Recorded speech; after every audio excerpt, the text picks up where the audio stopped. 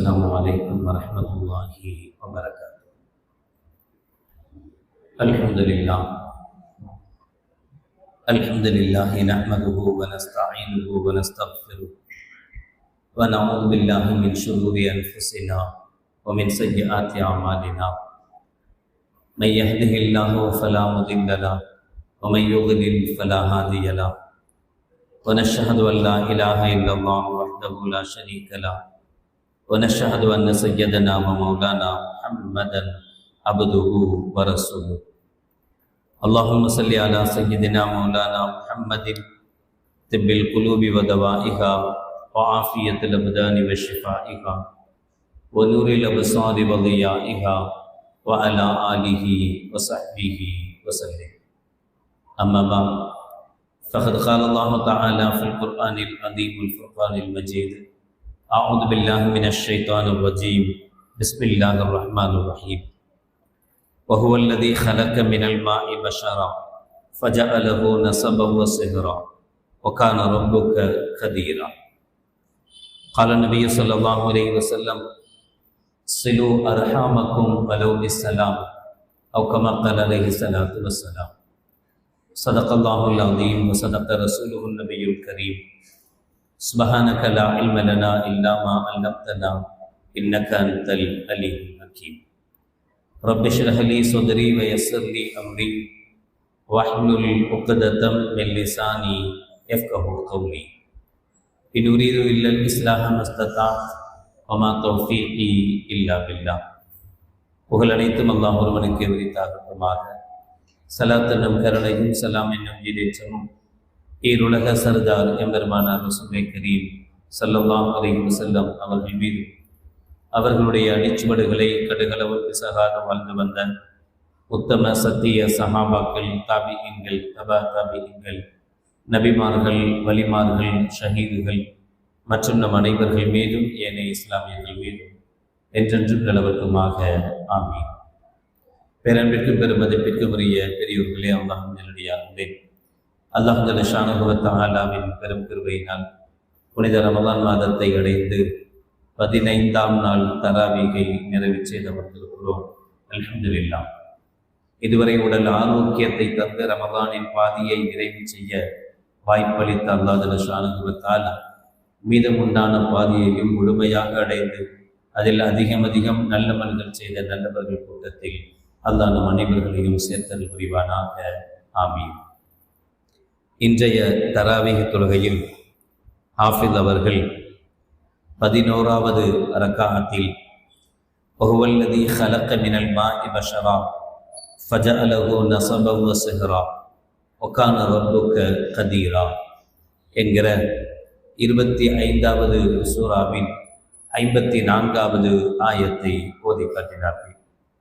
அதில் அல்லாஹ் ஜல்ல ஷானஹு வ தஆலா சொல்வான், அந்த அல்லாஹ் எத்தகையவன் என்றால், ஹலக மினல் மாஇ பஷரா, நீரிலிருந்து மனிதனை அவன் உருவாக்கினான், படைத்தான்.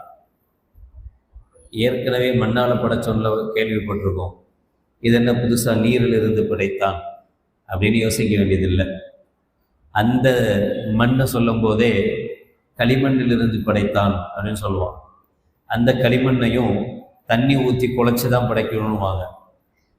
மாஇ பஷரா பல சந்தர்ப்பங்களில் நம்ம பயானில் சொல்லியிருக்கோம். நீரின்றி அமையாது உலகு அப்படின்னு சொல்லுவாங்க. எல்லா உயிரினங்களும் நீரை சார்ந்தே, தண்ணீரை சார்ந்தே இருக்கிறது. அந்த அடிப்படையில் மனிதனும் நீர்ச்சத்தை சார்ந்திருக்கிறான், நீரை சார்ந்திருக்கிறான் என்பது ஒரு பொருள். அல்லது முதல் படைப்பை அல்லாஹ் ஜல்ல ஷானஹு வ தஆலா ஆதமை மண்ணினால் படைத்தான். பிறகு அவருடைய சந்ததிகளை எல்லாம் ஹவ்வா அலைஹிஸ்ஸலாம் அவங்களுடைய விலா எலும்பிலிருந்து படைத்தான். அதுக்கு பிறகு கியாமத் வரைக்கும் வரக்கூடிய மனித இனத்தை அல்லாஹ் ஜல்ல ஷானஹு வ தஆலா இந்திரிய துளி என்கிற நீரிலிருந்தே படைக்கிறான் என்கிற அடிப்படையிலேயும் அல்லாஹ் நீரிலிருந்து படைத்தான் என்று சொல்லியிருக்கலாம். சரி, இப்போ நமக்கு அந்த டாபிக் வேணாம், வேற டாபிக் உள்ள போகிறோம். அதுக்கடுத்து அல்லாஹ் சொல்கிறான், ஃபஜஅலஹு நஸபன் வ ஸிஹ்ரா. மேலும் மனிதனை அல்லாஹ் ஜல்ல ஷானஹு வ தஆலா இரத்த சொந்த பந்தம் உள்ளவனாகவும் திருமண சொந்தம் உள்ளவனாகவும் அல்லாஹ் ஆக்கியிருக்கிறான். 2 விதமான சொந்தங்களை அல்லாஹ் ஜல்ல ஷானஹு வ தஆலா சொல்வார். ஒன்று பிளட் ரிலேஷன்ஸ், நம்மளுடைய இரத்த சொந்த வகை. இன்னொன்று மேரேஜ் ரிலேஷன், திருமணமாவதின் மூலமாக ஒரு பெண்ணை மணமுடிப்பதின் மூலமாக அல்லது ஒரு பெண் ஒரு ஆணை மணமுடிப்பதின் மூலமாக. நேற்று ஒருத்தவங்க ஃபோன் பண்ணியே கேட்டாங்க, நீங்கள் என்ன பேசினாலும் ஆம்பளைக்கவே சப்போர்ட்டாக பேசிகிட்டு இருக்கீங்க, மகன் மகள்லாம் நேற்று பேசணும்ல, அதோட ஒரு பையன் அப்படியே தான் மோஸ்ட்லி பேசுகிறோம், மகள்னு சொல்கிறது இல்லை. அது என்ன நீங்கள் ஆம்பளைக்கு மட்டும்தான் பயன் பண்ணுறீங்களா? முன்னாடி உட்காந்துருக்கிறதெல்லாம் ஆம்பளை தான், அதனால் அப்படி பேசிட்டேன், இனி மாற்றிக்கிறேன் அப்படின்னு சொல்லியிருக்கேன், அதனால் நான் இதையும் சேர்த்துக்கிறேன். ஒரு ஆண் ஒரு பெண்ணை மணமுடித்தாலும் அல்லது ஒரு பெண் ஒரு ஆணை மணமுடித்தாலும் அந்த திருமணத்தின் மூலமாக ஒரு புதிய உறவு ஒன்று கிடைக்கிறது. அவள் மனைவி ஆகிறாள், அவளுடைய தகப்பன் மாமனார் ஆகிறாரு, அவளுடைய அம்மா மாமியார் ஆகிறாள், அவளுடைய தங்கச்சி குழந்தையாவாகிறாள், அவளுடைய தம்பி மச்சான் ஆகிறான், அண்ணன் தம்பி இல்லை. இது மாதிரி ஒரு தனி உறவு, எப்படி இரத்த பந்தத்துக்கு ஒரு உறவு இருக்கிறதோ அதே போல அல்லாஹ் ஜல்ல ஷானஹு வ தஆலா திருமணத்தின் மூலமாகவும் ஒரு உறவை அமைத்து தருகிறார். இந்த 2 உறவும் 2 சொந்தமும் ஒரு மனிதனுக்கு இருக்கிறது. நாம் அதிகப்படியாக கேள்விப்படுகிற ஒரு ஆயத், எல்லா நிக்கா மஜ்லிஸ்கள்லையும் கேட்போம். சூரத்து நிசா 4வது அத்தியாயத்தினுடைய முதல் திருவசனம், யா அய்யுஹன்னாஸு தக்கூ ரப்பக்கும் அல்லதீ ஹலகக்கும் மின் நஃப்ஸின் வாஹிதா வ ஹலக மின்ஹா ஸௌஜஹா வ பஸ்ஸ மின்ஹுமா ரிஜாலன் கஸீரன் வ நிஸாஅ வத்தகுல்லாஹ அல்லதீ தஸாஅலூன பிஹி வல் அர்ஹாம் இன்னல்லாஹ கான அலைக்கும் ரகீபா. எல்லா திருமண மஜ்லிஸ்லையும் மோஸ்ட்லி ஓதுவாங்க. யார் கல்யாணத்துக்கு ஃபஸ்ட்டே போயிடுறோமோ அவங்களுக்கு ஓரளவு தெரியும், யார் கல்யாணத்துக்கு சாப்பாட்டுக்கு போகிறோமோ அவங்களுக்கு தெரிய வாய்ப்பில்லை. கேட்டால் தானே தெரியும். 2 விஷயம் இருக்கணும். ஒன்று முன்னாடியே போயிருக்கணும், இன்னொன்று ஹுத்பா ஓதும்போது பேசாமல் உட்காந்து கேட்கணும். இந்த 2ம் நடந்திருந்தால் இந்த ஆயத் நமக்கு மனப்பாடமாக ஆயிருக்கும். எல்லா மஜ்லிஸ்லையும் எல்லா கல்யாண வீட்லையும் கண்டிப்பாக இந்த ஆயத்தை ஓதுவாங்க. அதில் அல்லாஹ் ஜல்ல ஷானஹு வ தஆலா சொல்வார், உங்களை நாம் ஒரே ஆன்மாவிலிருந்தே படைத்திருக்கிறோம், அந்த ஒருவரிலிருந்து அவருடைய துணைவியை ஹவ்வாவை நாம் படைத்தோம், அதுக்கு பிறகு அவர்களிலிருந்து அதிகமான ஆண்களையும் பெண்களையும் நாம் பரவச் செய்தோம். இதெல்லாம் சொல்லிட்டு கடைசியா சொல்வான், வத்தகுல்லாஹ அல்லதீ தஸாஅலூன பிஹி வல் அர்ஹாம். மேலும் நீங்கள் அந்த அல்லாஹ்வை பயந்து கொள்ளுங்கள். அவன் எப்படிப்பட்டவன்? உங்களை நாளை மறுமையில் அர்ஹாம்கள் குறித்து, சொந்த பந்தங்கள் குறித்து அல்லாஹ் விசாரிப்பானே, அவனை நீங்கள் பயந்து கொள்ளுங்கள் என்று முடிப்பான். சரியாத்தான், கரெக்டாக தான் ஓதுறாங்க. என்ன ஓதுறாங்கன்னு நமக்கு தெரியறது இல்லை, அதனால புரியறது இல்லை. பல விஷயங்கள் அப்படித்தானே, என்ன நடக்குதுன்னு தெரியாம இருக்கிறோம்.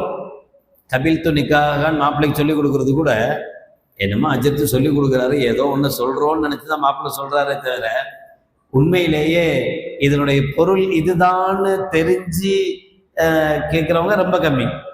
அல்லது சொல்லிக் கொடுக்குற அசருக்கு தமிழ்லையும் சொல்லிக் கொடுத்தா, புரிகிற பாஷையில சொல்லிக் கொடுத்தா அப்போ புரியுது, ஓ இதுதான் சொன்னாரா அப்படின்னு தெரியும். வெறுமனே அரபில மட்டும் சொல்லிட்டு விட்டுட்டா என்னமோ என்ன சொல்லணும், கபில் தூ அப்படின்லாம் முடிச்சுட்டு நீங்கள் ஏற்றுக்கொண்டீர்களா, ஏற்றுக்கொண்டேன்னு சொல்லுங்க, அவ்வளோதான் நம்ம வேலை, ஏற்றுக்கிட்டேன், முடிஞ்சு போச்சு. நீங்கள் என்ன சொன்னாலும் சரி நான் ஏற்றுக்கிட்டேன். அன்னைக்கு முழுக்க முழுக்க அஜர்த்தை நம்பி பதில் சொல்லிடுறது, அதோட வேலை முடிஞ்சு போச்சுன்னு நினச்சிக்கிறாங்க. என்ன ஓதுறாங்க, என்ன சொல்லப்படுது? கல்யாண மஜ்லிஸ்ல ரொம்ப அவசியமான ஆயத்து இது. ஏன்னா அன்றிலிருந்து தான் எப்போ இவர் கபில் தூன்னு சொல்லி ஒரு பெண்ணை மணமுடிக்கிறாரோ, அல்லது ஒரு பெண் எப்போ கையெழுத்து போட்டு இவரை நான் மாப்பிள்ளையா ஏற்றுக்கிட்டேன்னு சொல்லி ஏற்றுக்கொள்கிறாளோ, அப்போதிலிருந்து தான், அந்த செகண்ட்ல இருந்து தான் இந்த நிக்காகின் மூலமாக, இந்த திருமணத்தின் மூலமாக வரக்கூடிய பந்தம் உருவாகுது. ரெடியாக அந்த மஜ்லிஸ்ல வச்சுதான் சொல்றோம், எப்பா இவ்வளவு நாளா நல்லா தான் இருந்த, மாமாவை கவனிச்ச, மச்சானை பார்த்துக்கிட்ட, சச்சாவை பார்த்தா சலாம் சொல்லுவேன், இப்போ உனக்கு ஒரு பொண்ணை கையில பிடிச்சி கொடுத்தாச்சு, இனியும் நான் சச்சாதான்பா, மறந்துடாத. இனியும் நான் உனக்கு மச்சான் தான்பா, மறந்துடாத. புது மச்சான் வந்த உடனே பழைய மச்சான் மறந்துடாத. புதுசாக ஒரு குழந்தையாகவும் நாத்தனாரெலாம் வந்த உடனே பழைய அக்கா தங்கச்சிலாம் மறந்துடாத. அப்படிங்கிற மாதிரி அந்த மஜ்லிஸில் வச்சு அந்த மணமகனுக்கும் அதே போல் அந்த மணமகளுக்கும் சொல்லப்படுகிற சொல்ல வேண்டிய முக்கியமான ஒரு ஆலோசனை தான் இந்த வத்தகுல்லாஹ் அல்லதீ தஸாஅலூன பிஹி வல் அர்ஹாம். பல சந்தர்ப்பங்கள் அப்படி ஆயிப்போகுது. கல்யாணம் முடிகிற வரைக்கும் நல்லா தான் இருக்கிறான், குடும்பத்தோட நல்லா இருக்கிறான், ஃபேமிலியெல்லாம் நல்லா பார்த்துக்கிறான், எல்லாம் செய்கிறான். கல்யாணத்துக்கு பிறகு பொண்டாட்டி சொல்ல கேட்டுட்டு தனியாக இருக்கிறது வேற, பொண்டாட்டி சொல்ல கேட்டுட்டு ஒட்டுமொத்த குடும்பத்தையும் ஒதுக்கி வைக்கிறவன்லாம் இருக்கான். யார் அவங்க கூடாது, இவங்க கூடாது, ஏன் என் பொண்டாட்டிக்கு பிடிக்காது, அவுட்டு கல்யாணத்துக்கு போகக்கூடாது, இவட்டுக்கு ஏன் என் பொண்டாட்டிக்கு பிடிக்காது. இப்படி ஏதோ ஒன்று சொல்லுவாங்க, நிற்கிற தண்ணியை வந்த தண்ணி அடிச்சுட்டு போச்சுமாங்க, நிற்கிற தண்ணியை வந்த தண்ணி அடிச்சுட்டு போச்சுமாங்க. ஒரு இடத்துல தண்ணி கெட்டி நிற்கிது, மழை பெஞ்ச உடனே என்ன செய்யும், மழை தண்ணி அங்கேருந்து வந்தால் இந்த தண்ணியும் சேர்த்து அடிச்சுட்டு போயிடும். அதே மாதிரி புதுசாக ஒரு உறவு வந்த உடனே பழைய உறவுகள்லாம் இல்லாமல் போயிடக்கூடாது, அதெல்லாம் பாதுகாக்கணும். பழைய உறவுகளுக்கு என்ன மரியாதை என்ன மதிப்பு இருந்ததோ அதே மரியாதை அதே மதிப்பு நாம கொடுக்கணும். அதே போல புதுதாக வந்திருக்கக்கூடிய இந்த உறவையும் மதிக்கணும். நபிகள் நாயகம் ரசூலுல்லாஹி ஸல்லல்லாஹு அலைஹி வஸல்லம் அவர்கள் குதிரையில இது ஒட்டகத்துல சவாரி செஞ்சு போயிட்டு இருக்கும்போது அபு அய்யூபில் அன்சாரி ரலியல்லாஹு தஆலா அவர்கள் அறிவிப்பாங்க. அப்போ ஒரு அரபி நபிகள் நாயகம் ஸல்லல்லாஹு அலைஹி வஸல்லம் ஒட்டகத்தினுடைய கடிவாளத்தை பிடிச்சி ஒட்டகத்தை நிறுத்தி நபிகள் நாயகம் ஸல்லல்லாஹு அலைஹி வஸல்லம் கேட்கிறார், யா ரசூலல்லாஹ் அக்பிர்னி பிமா யக்ரபனி மினல் ஜன்னா வ யுபாஇதுனி மினன் நார். யா ரசூலல்லாஹ், என்னை சொர்க்கத்திற்கு நெருக்கி வைக்கிற, நரகத்தை விட்டும் என்னை தூரமாக்குற ஒரு விஷயத்தை எனக்கு சொல்லிக் கொடுங்க அப்படின்னு போயிட்டு இருக்கிற ரசூலுல்லாவை நிறுத்தி வச்சு கேள்வி கேட்பார். அப்போ ஸல்லல்லாஹு அலைஹி சொல்லுவாங்க, அன் தஅபுதுல்லாஹ் வலா துஷ்ரிக் பிஹி ஷைஆ வ துகீமஸ் ஸலா வ துக்தி ஸகா வ தஸிலு ரஹிம. அல்லாஹ்வை மட்டும் வணங்கு, அவனுக்கு யாரையும் இணை வைக்காதே, தொழுகையை நிலைவேற்று, ஜக்காத்தை கொடுத்து வா, அதோடு வ தஸிலு ரஹிம, சொந்த பந்தங்களை சேர்ந்து வாழ். சொந்த பந்தங்களை வெறுக்காத, சொந்த பந்தங்களோட இணைஞ்சு வாழு, சொந்த பந்தங்களை மறுத்துட்டு வாழாத. நாங்கள் அப்துல்லாஹ் பின் அபி அவுஃபா ரலியல்லாஹு தஆலா அவர்கள் அறிவிக்கிற ஹதீஸ். அரஃபா மைதானம் உங்களுக்கு தெரியும், எப்படிப்பட்ட பாவியையும் மன்னிக்கிற மைதானம் அரஃபா. எவ்வளவு கொடூரமான பாவியா இருந்தாலும் சரி, எப்படிப்பட்ட பாவியையும் ஹஜ்ஜினுடைய காலங்களில் ஹஜ்ஜினுடைய நாளில் அரஃபாவுடைய பெருவழியில போய் நின்று அவள் செய்யக்கூடிய அந்த துஆ, அந்த மன்னிப்பு எப்படிப்பட்ட மோசமானவனையும் மன்னிக்கிற ஒரு இடம். ஸல்லல்லாஹு அலைஹி வஸல்லம் அவர்கள் அரஃபாவுடைய பெருவழியில் நாங்கள் இரவு தங்கி இருக்கும் போது ஸல்லல்லாஹு அலைஹி வஸல்லம் எங்களுக்கு பயான் பண்ணாங்க. எங்க எல்லாத்தையும் உட்கார வச்சு ஸல்லல்லாஹு அலைஹி வஸல்லம் பயான் பண்ணாங்க. அப்ப ஸல்லல்லாஹு அலைஹி வஸல்லம் சொன்னாங்க, லா யுஜாலிசுனி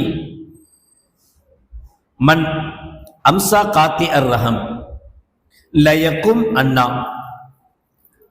தயவுசெய்து இந்த கூட்டத்தில் யாராவது சொந்தத்தை முடிச்சவங்க இருந்தீங்கன்னா எந்திரிச்சிருங்க, இங்கே உட்காராதீங்க.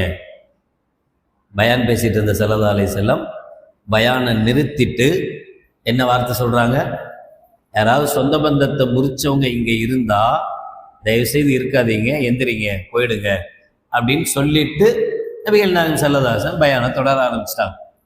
பொதுவாகவே ரசூலுல்லாவுடைய பழக்கமும் சரி, சஹாபாக்களை ரசூலுல்லா வளமைப்படுத்தினதும் எப்படி அப்படின்னா, ஒருவருடைய குறைய எல்லாருக்கும் முன்னாடி வெளிப்படுத்த மாட்டாங்க. அப்படியே சொல்ற மாதிரி சொல்லிக்குவாங்க. யாருக்கு புரியணுமோ அவருக்கு புரிஞ்சிடும், யாருக்கு புரியணுமோ அவருக்கு புரிஞ்சிடும். அதனால ஏதாவது ஒன்று சொன்னா எல்லாரும் திரும்பி பார்க்க கூடாது. இடது கையால குடிக்காதீங்க, வலது கையால குடிங்க அப்படின்னு சொல்லும்போது டக்குனோட ஒருத்தர் குடிச்சிட்டு இருப்பாரு, அவர் மாத்திக்குவார்.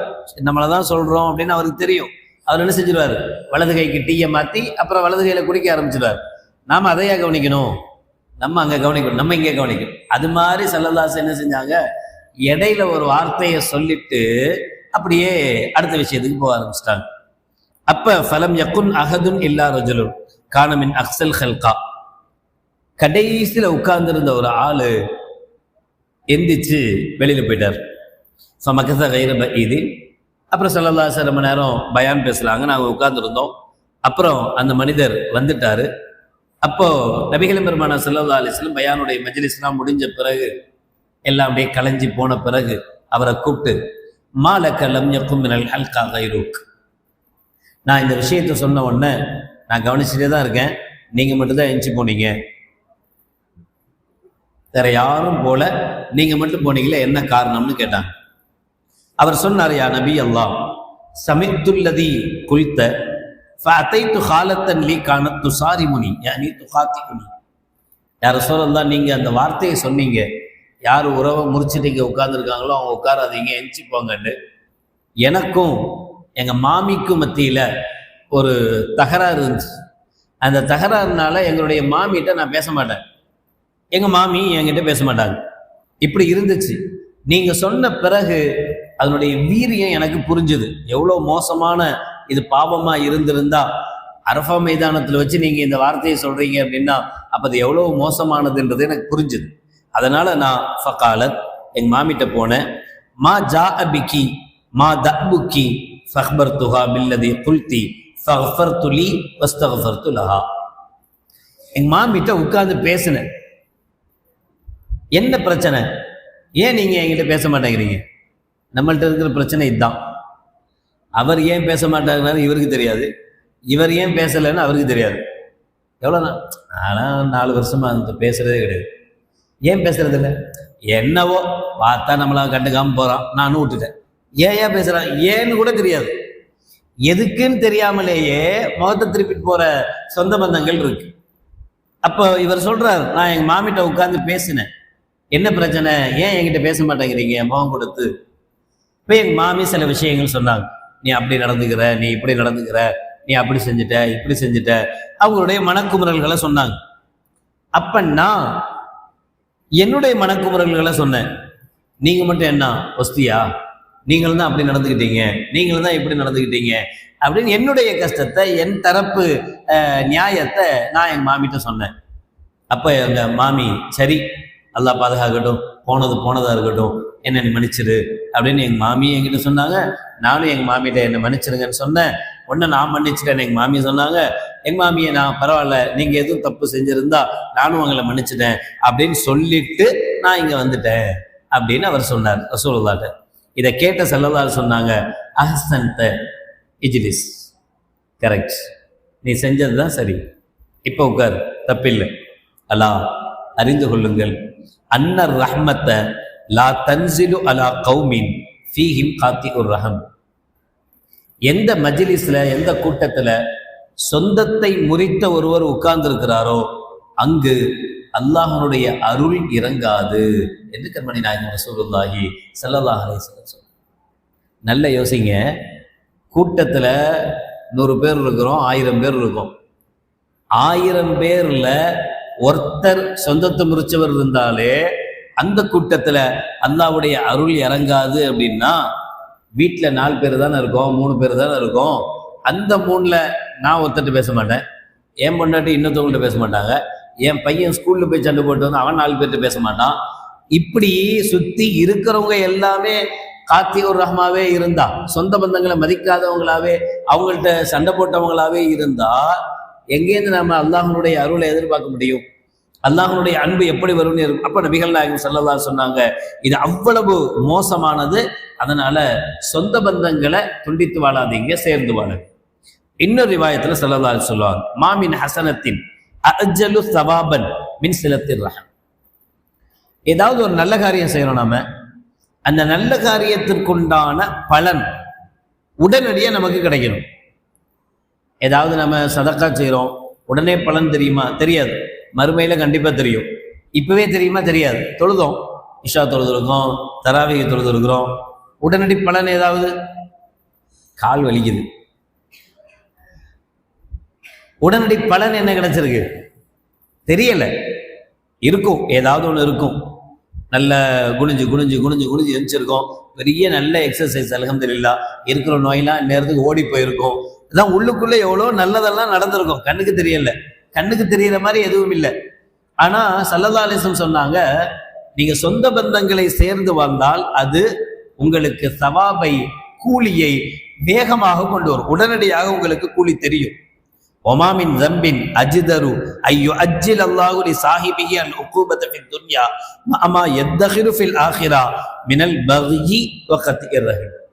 அதே மாதிரி நமக்கு தண்டனையை கொண்டு வருவதுல விரைவானது, அது உலகத்திலேயும் தண்டனையை தரும், நாளை மறுமையிலையும் அதுக்குண்டான தண்டனை அல்லாஹ் சேர்த்து வைப்பான்.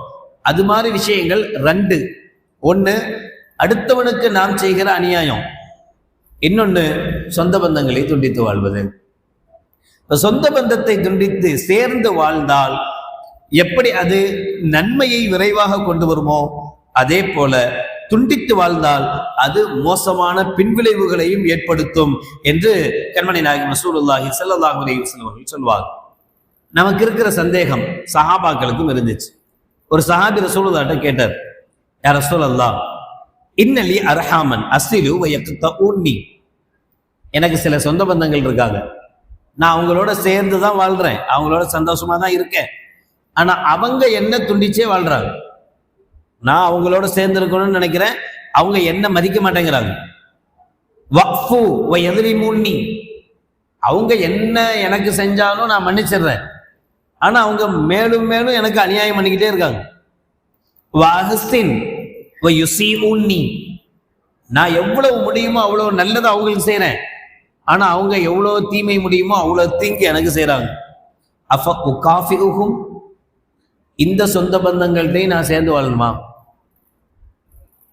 ஈஸியா சொல்லிடுறீங்களே சொந்த பந்தங்கள்கிட்ட சேர்ந்து வாழுங்கன்னு. சேர்ந்து வாழ்றது எவ்வளோ கஷ்டம் தெரியுமா? எவ்வளோ என்னென்ன பேச்செல்லாம் பேசுவாங்க தெரியுமா? அந்த சொந்த பந்தங்கள்கிட்ட எப்படி சேர்ந்து வாழ்றது அப்படின்னா, நபிகள் நாயகம் ஸல்லல்லாஹு அலைஹி சொன்னாங்க, இதன் தஷ்தரிக்கூன ஜமீஆ, இந்த சொந்த பந்தத்துக்கு தான் நீ சேர்ந்து வாழணும்னாங்க. நீனும் பேசுனா அவரும் பேசுறாரு, நீ சந்தோஷமா இருந்தா அவரும் சந்தோஷமா இருக்கிறாரு, நீ நல்லது செஞ்சா அவரும் நல்லது செய்யறாரு. இந்த சொந்தத்துல போய் சேர்ந்து வாழுன்னு சொல்ல வேண்டிய அவசியம் என்ன இருக்கு? சந்தோஷமா தானே இருக்கீங்க, அல்ஹம்துலில்லாஹ்.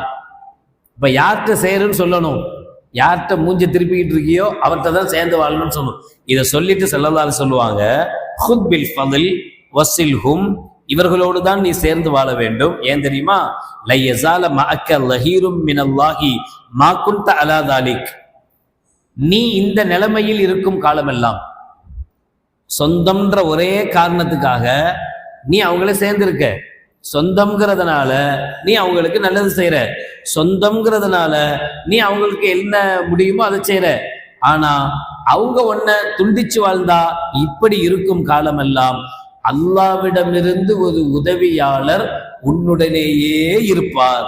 அல்லாஹ் ஒரு மலக்க உன் கூடவே ஏற்படுத்தி வச்சிருப்பான். எல்லா மோசத்திலிருந்தும் எல்லா விதமான கஷ்டத்திலிருந்தும் அந்த மலக்கு உன்னை பாதுகாத்து கொண்டே இருப்பார். எப்ப? அந்த உறவு உன்னை துண்டிக்கிற காலம் எல்லாம். அதனால யார் உன்னை துண்டித்து வாழ்கிறார்களோ அவர்களோடு தான் நீ சேர்ந்து வாழணும் என்று நபிகள் நாயகம் ரசூலுல்லாஹி ஸல்லல்லாஹு அலைஹி வஸல்லம் அவர்கள் சொல்வார். அல்லாஹ் குர்ஆன்ல ஒரு இடத்துல யம்ஹுல்லாஹு மா யஷாஉ இத்பித், அல்லாஹ் நாடினால் அழிப்பான், அல்லாஹ் நாடினால் அழிக்காம தரிபடுத்துவான் அப்படின்னு ஒரு ஆயத் சொல்றான். இந்த ஆயத்துக்கு இமாம் லஹாக் அவர்கள் அவங்களுடைய குர்ஆனுடைய விரிவுரையில தஃப்சீர்ல சொல்லுவாங்க, ஒரு மனிதன் அவனுக்கு அவனுடைய வாழ்நாளையில 3 நாள் தான் இருக்கு, 3 நாள்ல மொத்தம் போயிடுவான். அவன் வாழ்க்கையில கடைசி அவனுக்கு இருக்கிறது எவ்வளோ? 3 நாள் இருக்கு. 3 நாள் இருக்கிற ஒரு மனிதன் ல யஸிலு ரஹிமஹு, தன்னுடைய சொந்த பந்தங்களோடு சேர்ந்து வாழ்ந்தால் ஃபயஸீதுல்லாஹு ஃபீ உம்ரிஹி 30 சனா, அல்லாஹ் அவனுடைய வாழ்க்கையில 30 வருஷத்தை அதிகப்படுத்திடுவான். 3 நாள்ல மொத்தம் போக வேண்டிய ஆளு அல்லாஹ் கலாக்கதர்ல எழுதி வச்சிருக்கான், என்னுடைய டேட்டு 3ல முடிய போகுது அப்படின்னு எழுதி வச்சிருக்கான். இவன் என்ன செய்யறான்? தன்னுடைய சொந்த பந்தங்களை சேர்ந்து வாழ்றான், அவங்களுக்கு ஹெல்ப் பண்றான், உதவி செய்யறான், அவங்களை இன்முகத்தோடு வரவேற்கிறான், நல்லது செய்யறான். அப்படி இருந்தா அல்லாஹ் என்ன செஞ்சிருவானா? 3 நாள் அப்படிங்கிறத 30 வருடமாக, 3 நாளை 30 வருஷமாக அல்லாஹ் மாத்துவான். அதே சமயம் வைன்ன ரஜலல யக்தஉ ரஹிமஹு வகத் பக்கிய மின் உம்ரிஹி 30 சனா, ஒருவன் சொந்த பந்தத்தை துண்டித்து வாழ்கிறான், ஆனா அவனுக்கு 30 வருட வாழ்க்கை மிச்சம் இருக்கிறது. அவன் இன்னும் எத்தனை வருஷம் வாழ வேண்டியது இருக்கு? 30 வருஷம் வாழ வேண்டியது இருக்கிறது. ஆனா அவன் சொந்த பந்தத்தை துண்டித்து வாழ்ந்தால் அல்லாஹ் ஜல்ல ஷானஹு வ தஆலா அதை 3 நாளாக மாற்றி எழுதி விடுவான். இதைத்தான் அல்லாஹ் அந்த ஆயத்துல யம்ஹுல்லாஹு மாயஷா, அல்லாஹ் தான் நாடியவர்களுக்கு அழிச்சிருவான். 30 வருஷம் இருக்கிறத அழிச்சிட்டு 3 நாளுன்னு எழுதிடுவான். அல்லாஹ் தான் நாடுபவர்களுக்கு 3 நாள் அப்படிங்கிறத 30 நாளாக தரிபடுத்தவும் செய்வான், அதிகப்படுத்தவும் செய்வான் என்று அல்லாஹ் ஜல்ல ஷானஹு வ தஆலா அந்த ஆயத்துல சொல்றான் என்று இமாம் லஹாக் ரஹ்மஹுல்லாஹ் அவர்கள் தங்களுடைய தஃப்சீர்ல குறிப்பிடுவாங்க. இதே விஷயத்தை தான் பல முஃபஸ்ஸிரீன்கள் சொல்றாங்க. ஃபைதா ஜா அஜலுஹும் லா யஸ்தகிரூன ஸாஅத்தன் வலா யஸ்தக்திமூன். இப்ப நமக்கு ஒரு கேள்வி கூட இங்க வரும், நமக்கு தான் ரொம்ப கேள்வி வருமே. இப்ப நமக்கு பல சொந்த பந்தங்கள் இருக்காங்க. சச்சா இருக்காரு, பெரித்தா இருக்கிறாங்க, பெரித்தா பிள்ளைங்க இருக்காங்க, சச்சா பிள்ளைங்க இருக்காங்க, மாமா இருக்காரு, மாமா பிள்ளைங்க இருக்காங்க, மாமி அவங்க பிள்ளைங்க இருக்காங்க, அப்புறம் ஒய்ஃப் வழியில அவர் இருக்கிறாரு, இவர் இருக்கிறாரு, இவங்க பிள்ளை அவங்க பிள்ளை. அல்ஹம்துலில்லாஹ் சொந்தம்னு பார்த்தா நமக்கு பயங்கரமா சொந்த பந்தங்கள் இருக்காங்க. ஏன்னா போறதில்லை வர்றதில்லை. அதனால வீடு மட்டும் நமக்கு சின்ன வீடு, 400 ஸ்கொயர் ஃபீட் இருந்தா போதும், நான் பொண்டாட்டி புள்ள அப்படின்னு வாழ்றோமே தவிர, இல்லைன்னா சொந்த பந்தத்தெல்லாம் கூப்பிட்டா சில பேர் சொல்லுவாங்க எல்லாத்தையும் கூப்பிடுறது இல்லை வீட்டு விசேஷத்துக்கு, இல்லைன்னா பெரிய மண்டபமா பிடிக்கணும் அதனால கூப்பிடுறது இல்லை. அவ்வளோ சொந்தங்கள் இருக்கு. அப்ப இவ்வளோ சொந்தத்தை நம்ம சேர்ந்து வாழ்ந்தா இந்நேரத்துக்கு 30 வருஷமா கணக்கு போட்டா எங்கேயோ போகணுமே, அப்படித்தானே? நியாயமா இமாம் லஹாக் அவங்க சொன்னதை பார்த்தா அப்ப நம்மலாம் எத்தனை வருஷம் வாழணும்? அதே மாதிரி துண்டித்து வாழ்றோம்னு யோசிக்கணும். ஐயோ அப்ப நாளவே மௌத்தி அதையும் யோசிக்கணும். அதுக்கு ஒரு முஃபஸ்ஸிர் அழகா விளக்கம் சொல்றாங்க. இதே மாதிரிதான் அல்லாஹ் இன்னொரு ஆயத்துல சொல்றான், ஒரு மனிதனுக்கு அவனுடைய தவணை வந்து விட்டால் அதிலிருந்து 1 செகண்ட் பிந்தவும் செய்யாது முந்தவும் செய்யாது. அப்ப எப்படி 30 வருஷத்துக்கு கூட்டுறான்? அல்லாஹ் தானே சொல்றான் பிந்தவும் செய்யாது முந்தவும் செய்யாதுன்னு சொல்றானே. அப்புறம் எப்படி வாழ்க்கையினுடைய இவ்வளவு வருஷத்துக்கு கூட்டுறான் அப்படின்னா என்ன மீனிங் அப்படின்னா அவங்க சொல்றாங்க, மஅனா ஜியாதத்தில் உமர் யுக்தபு ஸவாபுஹு பஅத மௌத்திஹி. 3 நாள்ல மௌத்துன்னு அல்லாஹ் எழுதி வச்சிருக்கான். அல்லாஹ் என்ன சொல்றான், உன் தவணை வந்தா அதிகப்படுத்தவும் மாட்டேன் குறைக்கவும் மாட்டேன்னா, அப்ப 3 நாள்ல மௌத்து வந்துருமா? வந்துடும். ஆனா 3 நாள்ல நீ மௌத்தாயிடுவ. ஆனா 30 வருஷம் இருந்தா நீ என்னென்ன அமல் செய்வியோ அவ்வளவு அமலையும் அல்லாஹ் என்ன செஞ்சிருவானா? ஒரு சொந்தத்தை சேர்ந்து வாழ்ந்தா சந்தேகம் நீங்கிடுச்சா? இப்ப நம்ம ரொம்ப சந்தேகத்தை ரொம்ப அதிகமான சொந்தங்களை சேர்ந்து வாழ்றோம். ஒவ்வொன்றுக்கும் 30 போட்டா ஒரு 3000 வருஷம் 30,000 வருஷம் நம்ம அதிகமா வாழணும். லைலத்துல் கத்ர் மாதிரி கைரும் மின் அல்ஃபி ஷஹர், 1000 மாசத்தை விட சிறந்தது. ஒரே ஒரு நைட் அமல் செஞ்சா போதும். அந்த ஒரு இரவனுடைய அமல் எத்தனை அல்ஃபி ஷஹர் 1000 மாசம் அமல் செஞ்சா, சுமார் 63 64 வருஷம் அமல் செஞ்சா என்ன நன்மை கிடைக்குமோ அத ஒரு லைலத்துல் கத்ர் தருது இல்ல, ஒரு நாள்ல கிடைக்குது இல்ல. அதே மாதிரி சொந்த பந்தத்தை சேர்ந்து வாழும் போது நம்முடைய அத்தனை வருடங்கள் நாம இருந்து அமல் செஞ்சா எவ்வளவு நன்மை கிடைக்குமோ அவ்வளவு நன்மை எதன் மூலமா கிடைக்குமா? சொந்த பந்தங்களோட சேர்ந்து இருப்பதனால் கிடைக்கும் என்று முஃபஸ்ஸிரீன் சொல்லுவாங்க. சில சஃப்கள்ல அல்லாஹ் ஜல்ல ஷானஹு வ தஆலா இறக்கி வச்சானா, முந்தைய சஃப்கள்ல இப்னு ஆதமுடைய மகனே சில் ரஹிமக பி மாலிக். சேர்ந்து வாழுனா எப்படி சேர்ந்து வாழ்றது? என்ன செய்யுது? நம்ம வீட்டுல கூப்பிட்டு உட்கார வச்சுக்கணுமா? இல்ல அவங்க வீட்டுல போய் நம்ம போய் படுத்துக்கணுமா? என்ன சேர்ந்து வாழணும்? சில் ரஹிமக பி மாலிக். நம்ம சொந்தத்தை சார்ந்தவர் தான் கஷ்டப்படுறாரு சிரமப்படுறாரு அப்படின்னா நம்மளால முடிஞ்ச உதவிகள் அவங்களுக்கு செஞ்சு, சில பேர்கிட்ட ஒரு கெட்ட பழக்கம் ஊருக்கெல்லாம் செய்வாங்க, வீட்டில் உள்ளவனும் செய்ய மாட்டாங்க. யாராருக்கெல்லாமோ செய்வாங்க, அவருக்கு அப்படி பண்ணுவார் இவருக்கு இப்படி பண்ணுவார் எல்லாம் பண்ணுவாங்க. அது இந்த அரசியல்வாதிகள்லாம் பாருங்க, டேங்கப்பா அவர் அவர் கூட ஒரு கூட்டமே இருக்கும், அண்ணா அண்ணா அப்படி பயங்கரமா இருக்கும். இந்த அண்ணா எல்லாத்துக்கும் செஞ்சு கொடுப்பார். உண்மையான அண்ணா இவருக்கு ஒருத்தர் இருப்பார், கூட பிறந்த அண்ணா. அந்த அண்ணாவை கண்டுக்கவே மாட்டார், அந்த அண்ணாவுக்கு இவர் ஒண்ணுமே செஞ்சிருக்க மாட்டார். ரொம்ப பேர் நம்மள அப்படிதான் இருக்கும். யார் யாருக்கெல்லாமோ என்னென்னமோ செய்வோம், ஆனா நம்ம இரத்த சொந்த பந்தங்கள், அண்ணன் தம்பி அக்கா தங்கச்சி கூட, அதுல கூட நம்ம விட்டு கொடுத்து வாழ்றதோ அல்லது அவங்களுக்கு நம்மளால முடிஞ்ச உதவிகளை செஞ்சு அவங்களே முன்னேற்றணும்னு நினைக்கிறதோ அல்லாஹ் பாதுகாக்கும், ரொம்ப கம்மியா இருக்கு. இப்ப அல்லாஹ் சொன்னா சில் ரஹிமக்க பி மாலிக், பணங்காசுகளை கொடுத்தாவது சொந்த பந்தங்களை சேர்ந்து வாழ். ஃபைன் பகில் தபி மாலிக்க, ஒருவேளை நீ கஞ்சப்பையனா இருந்தா, ஒருவேளை நீ கஞ்சப்பையனா இருந்தா, காசு கொடுக்க நீ தயார் இல்லை அப்படின்னா, அவ் கல்ல மாலுக்க, அல்லது உங்ககிட்ட காசு இல்லை, உனக்கு தேவையான அளவு தான் இருக்கு, அவங்களுக்கு கொடுக்குற அளவுக்குலாம் உங்ககிட்ட இல்லை என்றால், ஃபம்ஷி இலைஹி பிரிஜிலிக்க, உன்னுடைய காலால் அவர்கள் இருக்கும் இடத்திற்கு போய் அவர்களை சந்தி. அதான் சொந்தத்தை சேர்ந்து வாழ்றது. இப்ப இல்லாதது இதுதான். சொந்த பந்தங்கள் சந்திச்சுக்கிறது ரொம்ப ரொம்ப கம்மி. சில பிள்ளைங்களுக்கெல்லாம் பெரித்தா சித்தப்பா யாருன்னே தெரிய மாட்டேங்குது. அவர் என்னைக்காச்சும் ஒரு நாள் வருவாரு, வந்தப்ப இதான, ஓ போன தடவை வந்தப்ப நீங்க சொன்னீங்களே சித்தப்பா அவரா, அந்த சச்சா தான் இவரு, கூட பிறந்த தம்பிடா. உங்க கூட பிறந்த தம்பியா டேடு, அப்படியா அப்படிமா, அதோட முடிஞ்சு போயிடுது. இனி அவர் 5 வருஷம் கழிச்சு தான் வருவாரு, இவர் 10 வருஷம் கழிச்சு தான் சந்திப்பாரு. கூட அத்தா கூட பிறந்தவங்க, அம்மா கூட பிறந்தவங்களை கூட அறிமுகம் இல்லாத தெரியாத ஒரு காலத்துல நம்ம வாழ்ந்துட்டு இருக்கோம். அப்ப நபிகள் நாயகம் ஸல்லல்லாஹு அலைஹி வஸல்லம் அவர்கள் சொல்றாங்க, அல்லாஹ்வுடைய வார்த்தைய என்ன செய்யணும், நீங்க குறைஞ்சபட்சம் போய் அவங்களை சந்திப்பின் மூலமாகவாகுவது என்ன செய்யணும், உங்களுடைய அந்த சொந்த பந்தத்தை புதுப்பிக்கணும். அதைக்கும் மேல ஸல்லல்லாஹு செய்யணும்னு சொல்றாங்க, சிலு அர்ஹாமக்கும் வலவ் பிஸ் சலாம், ஒரு சொந்த பந்தத்தை சலாம் சொல்லாவாச்சு சந்திக்கிற நேரத்துல பார்க்குற நேரத்துல அஸ்ஸலாமு அலைக்கும். சில பேர் என்கிட்ட கேட்பாங்க, எனக்கு அவர் அப்படி அநியாயம் பண்ணிட்டார், இப்படி அநியாயம் பண்ணிட்டார், அவர் மூஞ்சிலே முழிக்க மனசு இல்லை. இருந்துட்டு போ, உன் மனசு இருந்துட்டு போ. ஆனா எப்ப சந்திக்கிறோமோ அஸ்ஸலாமு அலைக்கும், நல்லா இருக்கீங்களா, இதையாவது செய். இதாவது அவர்களோடு சேர்ந்து வாழ்வதற்குண்டான ஒரு அடையாளம், அதையும் தவிர்க்க கூடாது என்பது மார்க்கம். அப்போ நபிகள் பெருமானார் ஸல்லல்லாஹு அலைஹி வஸல்லம் சொன்னாங்க, அப்ப நீங்க என்ன செய்யக்கூடாது, அவங்கள்ட்ட சலாம் சொல்வதை கொண்டாவது சேர்ந்து வாழணும். மைமூன் இப்னு மிஹ்ரான் ரலியல்லாஹு தஆலா சொல்றாங்க, 3 விஷயங்கள் இருக்கு. இந்த 3 விஷயங்கள்ல முஸ்லிம் காஃபிர்னு கூட பார்க்க கூடாது, முஸ்லிம் காஃபிர்கள் கூட இதுல சமந்தான். ஒன்னு, ஃபர்ஸ்ட் விஷயம், மன் ஆஹத்தஹு ஃபஃபின் லஹு பி அஹதிக முஸ்லிமன் கான ஓ காஃபிரா. யாருக்காவது நீங்க ஏதாவது ஒரு ஒப்பந்தம் செஞ்சு கொடுக்குறீங்க, நம்மளுக்குள்ள இந்த ஒப்பந்தம், ஒரு வியாபாரம் பண்றோம், வியாபாரம் பண்ணும்போது பார்ட்னர்ஸ் இருக்காங்களே, முஸ்லீம் பார்ட்னர்ஸாக தான் இருக்கணும்னு இல்லைல்ல.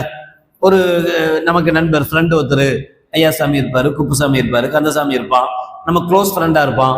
அவனும் நம்மளும் சேர்ந்து என்ன செய்வோம், ஒரு தொழில் ஆரம்பிப்போம், ஒரு வியாபாரம் ஆரம்பிப்போம். வியாபாரம் ஆரம்பிச்சு அது நல்லா போய்கிட்டு இருக்கும்போது, இதுக்கு மேலெல்லாம் உனக்கு ஒன்றும் தர முடியாது, ஏன்னா நீ சும்மா தான் இருக்க, அதனால இன்னையோட நம்ம கணக்கு வழக்கெல்லாம் முடிச்சு. எப்போ நல்ல பீக் ஆயிடுச்சுன்னா, வியாபாரம் நல்லா போகும்போது அவனை கழட்டி விடுறதுக்கு இவர் பிளான் பண்ணுவார். பிளான் பண்ணும்போது நமக்கு நாமளே சொல்ற அந்த நம்மளை ஏமாத்திக்கிற விஷயம் என்னன்னா, அவன் என்ன முஸ்லீமா, காஃபிர் தானே, அல்லாஹ் கேட்கவா போறான், அதனால ஏமாத்திக்கலாம், தப்பில்லை.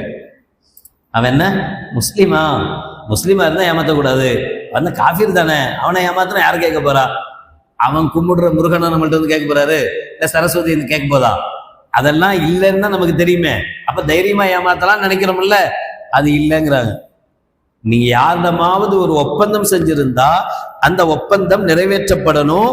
காரணம் ஃபைன்னமல் அஹ்து லில்லாஹ், ஒப்பந்தம் என்பது உங்களுக்கும் அவருக்கும் மத்தியில் உள்ளதல்ல, உங்க 2 பேருக்கு மத்தியில் அல்லாஹ் இருக்கான், அல்லாஹ்வை சாட்சியா வச்சுதான் ஒப்பந்தமே நடக்குது, அல்லாஹ் தான். அப்ப நீங்க அவரை ஏமாத்தல, அல்லாஹ்வை ஏமாத்துறீங்கன்னு அர்த்தம்.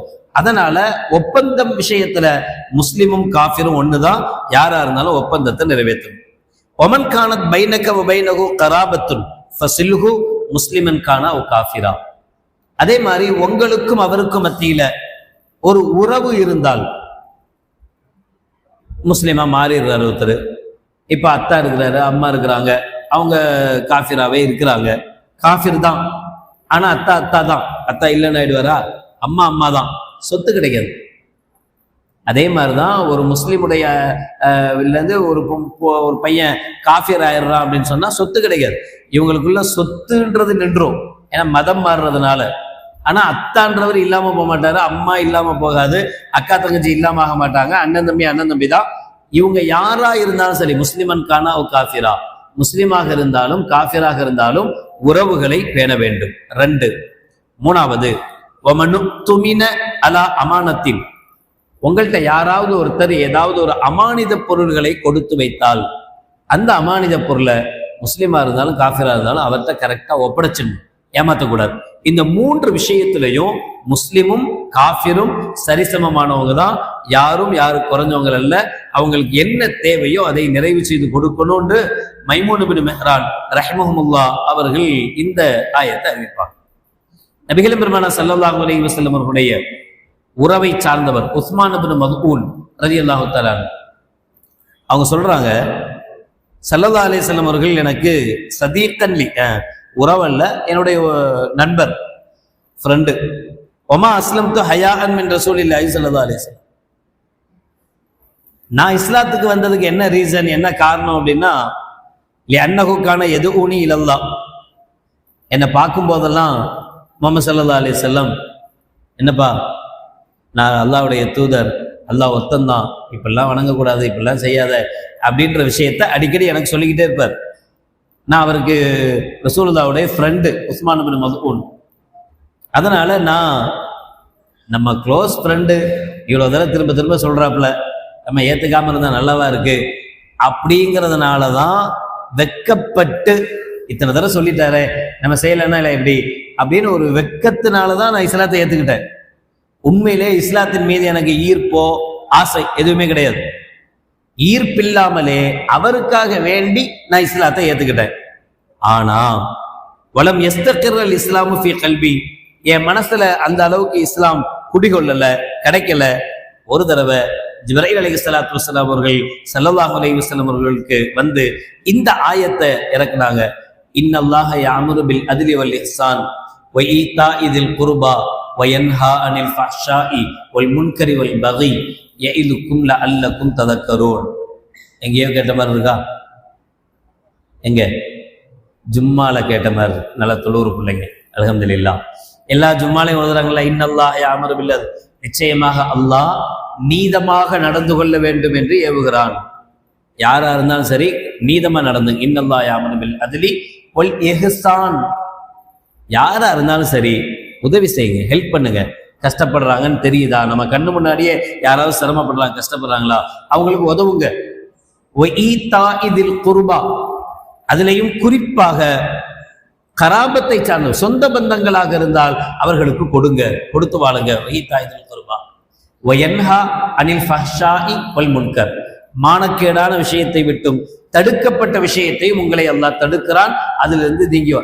இந்த ஆயத்து இறங்கிச்சுல்ல, இந்த ஆயத்து இறங்கின பிறகுதான் இந்த கராபத்துக்கு, உறவுக்கு மார்க்கம் இஸ்லாம் எந்த அளவு முக்கியத்துவம் கொடுக்குது அப்படிங்கிற இந்த விஷயம்தான் என்னை இஸ்லாத்தின் மீது உண்டான அத முழுமையாக இஸ்லாத்தை ஏற்றுக்கொள்வதற்குண்டான காரணமாக அமைந்தது என்று உஸ்மான் இப்னு மத்ஊன் ரலியல்லாஹு வஸ்தகர்ரல் இஸ்லாமு ஃபீ கல்பி, இந்த ஆயத்தை இறங்குற பிறகுதான் என்னுடைய கல்புல இஸ்லாம் ஸ்ட்ராங்கா பதிஞ்சுது. ஏன்னா அந்த அளவு இஸ்லாம் இந்த சொந்த பந்தங்களை பேண வேண்டும் என்கிற விஷயத்துல சொல்லிச்சு. அதே மாதிரி அல்லாஹ் ஜல்ல ஷானஹு வ தஆலா அர்ஹாம்னா வருது. இந்த அர்ஹாம்ன்ற வார்த்தையில இருந்தா ரஹம் சொல்லுவாங்க. கர்ப்ப அறை, அம்மாவுடைய கர்ப்ப அறைக்கு, தாயினுடைய கர்ப்ப அறைக்கு ரஹம்னு சொல்லுவாங்க. அதிலிருந்து வாழ்ந்ததுதான் அர்ஹாம், சொந்த பந்தங்கள். அல்லாஹ்வுக்குண்டான பெயர்களில் உயர்தரமான பெயர் ரஹ்மான் ரஹீம், அதுவும் ரஹம் என்கிற வார்த்தையிலிருந்து வந்ததுதான். இந்த அளவுக்கு ஏன் இந்த சொந்த பந்தத்துக்கு அல்லாஹ் வெயிட் கொடுத்துருக்கிறான்னா, லம்மா ஹலக்கர் ரஹ்ம, அல்லாஹ் சொந்த பந்தத்தை படைத்த பிறகு அல்லாஹ் சொன்னானா, அனர் ரஹ்மான் வ அன்தர் ரஹீம், நான் ரஹ்மான் அல்லாஹ், நீ ரஹம் சொந்த பந்தம். அக்தஉ மன் கதஅக வ அஸிலு மன் வஸலக, உன்னை யார் துண்டித்து வாழ்கிறாரோ அவரை நான் துண்டித்து விடுவேன், உன்னை யார் சேர்ந்து வாழ்கிறாரோ அவனை நான் சேர்ந்திருப்பேன் என்று அல்லாஹ் ஜல்ல ஷானஹு வ தஆலா சொன்னான் என்று கண்மணி நாயகம் ரசூலுல்லாஹி ஸல்லல்லாஹு அலைஹி வஸல்லம் அவர்கள் சொல்லுவாங்க. ஒரு ஆயத்துல அல்லாஹ் சொல்றான், ஃபஹல் அசைத்தும் இன் தவல்லைத்தும் அன் துஃப்ஸிது ஃபில் அர்த் வ துகத்திகு அர்ஹாமக்கும். நீங்க இந்த உலகத்துல ஃபசாது செய்யாம, குழப்பம் ஏற்படுத்தாமல் தவிர்ந்து கொள்ளவில்லை என்றால், உறவுகளை முறிக்காமல் தவிர்த்து கொள்ளவில்லை என்றால், அப்படின்னா உலகத்துல குழப்பம் பண்ணக்கூடாது, உலகத்துல சொந்த பந்தங்களை சேர்ந்து வாழணும். இதுக்கு நேர் மாற்றமா இருந்தா, குழப்பம் பண்றீங்க, உறவுகளை துண்டிச்சு வாழ்றீங்க, அப்படி இருந்தா உலாயிகல்லதீன லஅனஹுமுல்லாஹு ஃபஅஸம்மஹும் வஅமா அப்சாரஹும். அல்லாஹ் பாதுகாக்கணும். யார் அப்படி இருக்கிறார்களோ அவர்களை அல்லாஹ் ஜல்ல ஷானஹு வ தஆலா சபிக்கிறான், சாபமிடுகிறான். நவுது பில்லாஹ். அல்லாஹ்வுடைய சாபத் ரஹ்மத், அல்லாஹ்வுடைய அருளுக்காக ஏங்குறோம்.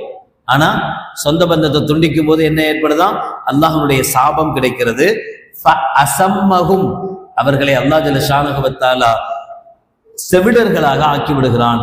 வஅமா அப்சாரஹும், அவர்களுடைய பார்வைகளை குருடர்களாக அல்லாஹ் ஆக்கி விடுகிறார் என்று அல்லாஹ் ஜல்ல ஷானஹு வ தஆலா அந்த ஆயத்தில் சொல்லி காட்டுவோம். எனவே அவ்வளவு மோசமானது உறவுகளை துண்டிப்பது.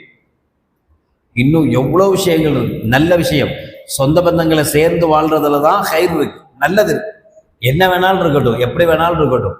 எப்படி அத்தாவும் அம்மாவும் அநியாயக்காரர்களாகவே இருந்தாலும் அவங்களுக்கு நல்லதுதான் செய்யணும் அப்படின்னு பார்த்தோம்ல, அது மாதிரி சொந்த பந்தத்துல யார் நமக்கு அகைன்ஸ்டா இருந்தாலும், அவங்க எவ்வளவுதான் நமக்கு அநியாயம் பண்ணாலும், அவங்க எவ்வளவுதான் நம்மள வேணான்னு ஒதுங்கி போனாலும், நம்முடைய கடமை என்னன்னா அவங்களோட சேர்ந்து வாழ்வது. அவர்களை உறவு முறிக்கிற ஒவ்வொரு சந்தர்ப்பமும் இந்த ஆயத் நம்மளை குத்திக்கிட்டே இருக்கணும்.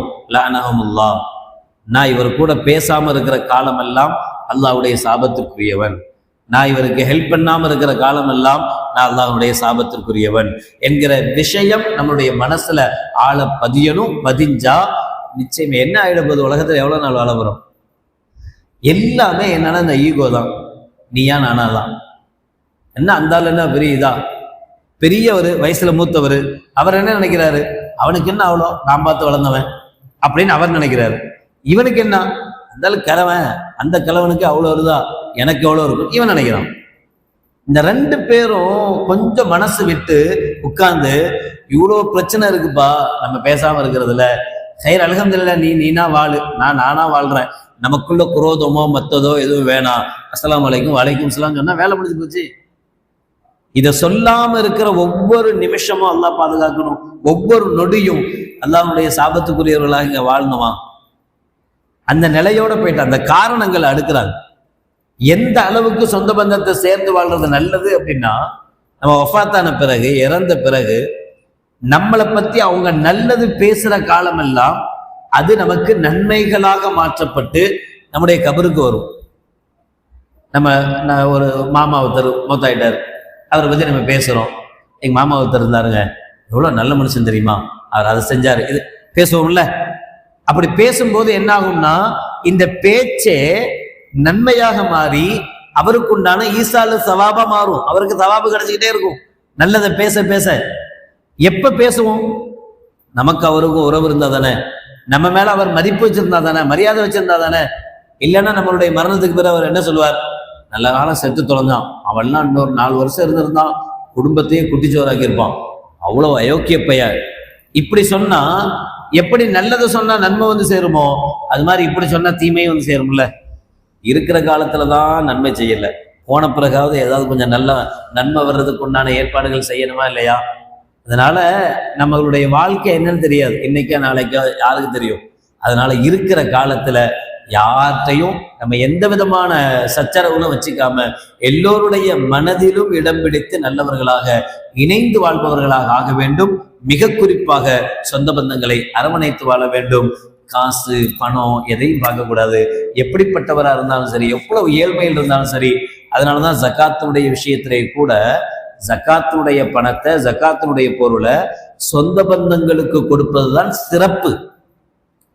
மற்றவங்க ஊருக்கெல்லாம் கொடுக்கறத விட நம்மளே ஒருத்தர் இருக்கிறாரு, அண்ணன் தம்பிக்கு கொடுக்கலாம், அண்ணன் தம்பி கொடுக்கலாம், தம்பி அண்ணனுக்கு கொடுக்கலாம், தப்பு கிடையாது. அண்ணன் தம்பிகளுக்கோ அல்லது அக்கா தங்கச்சிக்கோ மாமா மருமகனுக்கோ அல்லது அது மாதிரி மற்றவங்களுக்கோ, அந்த சொந்த பந்தங்கள் கொடுக்க கூடாதவங்க யாரு அப்படின்னா, அத்தா பிள்ளைக்கு கொடுக்க கூடாது, புள்ள அத்தா கொடுக்க கூடாது. இதுதான் கூடாத ஜக்காத்தினுடைய கேட்டகரியில. சொந்த பந்தத்துல கொடுக்க கூடாது, ஏன்னா கொடுக்கறது கடமை, கொடுத்துதான் ஆகணும். மற்றபடி எல்லா சொந்தத்துக்கும் அவங்க சிரமப்படுறாங்க, ஜக்காத் வாங்க தகுதி உள்ளவங்களா இருந்தா அவங்களுக்கு கொடுக்கறது தான் சிறப்பு. அப்படி கொடுத்தா ஜக்காத்தை நிறைவேற்றிய நன்மையும் கிடைக்கும், அந்த சொந்த பந்தத்தை அரவணைத்த நன்மையும் கிடைக்கும் சொல்லுவாங்க.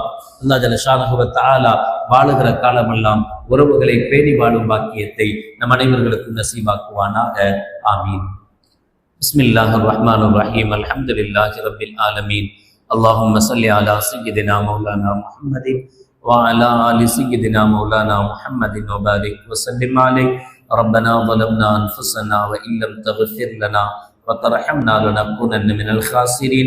ربنا اغفر لنا ذنوبنا وإسرافنا في أمرنا وثبت أقدامنا وانصرنا على القوم الكافرين.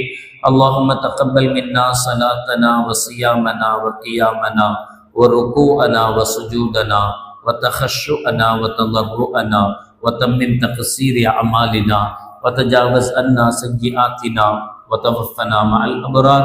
ربنا لا تجعلنا فتنة للقوم الظالمين ونجنا برحمتك من القوم الكافرين. اللهم أخرج اليهود والنصارى بجزيرة العرب. ربنا هب لنا من أزواجنا وذرياتنا قرة أعين وجعلنا للمتقين إماما. رب ارحمهما كما ربياني صغيرا. ربنا آتنا في الدنيا حسنة وفي الآخرة حسنة وقنا عذاب النار. وصلى الله تعالى وسلم على خير خلقه سيدنا محمد وعلى آله وأصحابه أجمعين. سبحان ربك رب العزة عما يصفون وسلام على المرسلين والحمد لله رب العالمين. سبحان الله وبحمده سبحانك اللهم وبحمدك أشهد أن لا إله إلا أنت أستغفرك وأتوب إليك. سبحان ربك رب العزة عما يصفون وسلام على المرسلين والحمد لله رب العالمين. صلى الله على محمد صلى الله عليه وسلم. صلى الله على محمد صلى الله عليه وسلم. صلى الله على محمد يا رب صل عليه وسلم.